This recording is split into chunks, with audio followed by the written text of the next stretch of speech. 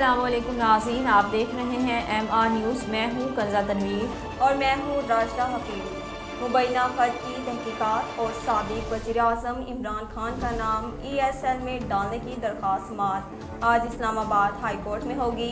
Islamabad high court के chief justice Athar Minallah शहरी मौलवी इकबाल हैदर की जानिब से दायर दरख्वास्तों पर समाअत करेंगे। दरख्वास्त में कहा गया कि सेक्रेटरी दाखिला को इमरान खान और साबिक वज़रा के खिलाफ मुबैना खत से मुतल्लिक इंक्वायरी का हुक्म दिया जाए और दरख्वास्त पर फैसला होने तक तमाम अफराद के नाम ECL में डाले जाएं।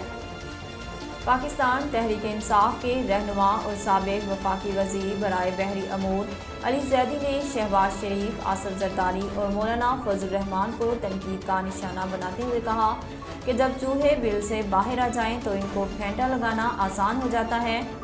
इस्लामाबाद के F9 पार्क में एहतजाजी मुजाहरे से खिताब करते हुए PTI रहनुमा असद उमर का कहना था कि शहबाज शरीफ सुन लो, लीडर्स भिखारी हो सकते हैं लेकिन पाकिस्तानी कौम भिखारी नहीं है। कौम गुलामी की ज़िंदगी गुजारने को तैयार नहीं है। साबिक वफाकी वज़ीर अली ज़ैदी ने कहा कि 3 चूहे बिल से बाहर आ गए हैं। चूहे बिल से बाहर आ जाएं तो इनको फेंटा लगाना आसान होता है। मुस्लिम लीग नून के रहनुमा एहसन इकबाल ने लेटर गेट स्कैंडल की तहकीकात कराने का ऐलान कर दिया।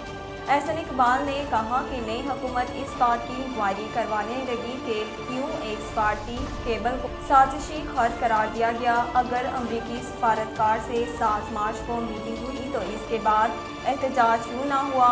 एहसन इकबाल का कहना था कि गुज़िश्ता रोज़ जब पार्लियामेंट के बाहर कैदियों वाली वैन आई तो चीज़ें पिघलना शुरू हुई। इसके अलावा PTI की जानिब से इस्तीफ़ों के इलाज पर एहसन इकबाल ने कहा कि PTI वाले जिस नशिस्त से इस्तीफ़ा देंगे वहाँ ज़मनी इंतखाब होगा। लजीज खाने हर किसी को पसंद होते हैं लेकिन अक्सर इनकी महंगी कीमत की वजह से हम नहीं खाते, लेकिन इन्हें मुफ्त में खाने के लिए एक खातून ने ऐसा मुनफरिद तरीका आजमाया जिसे सुनकर आप भी हैरान रह जाएंगे।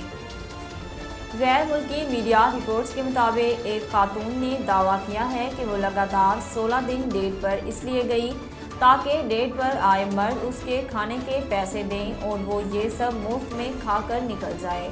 नाज़रीन, अब तक के लिए इतना ही। मज़ीद खबरों और अपडेट के लिए देखते रहिए MR न्यूज़।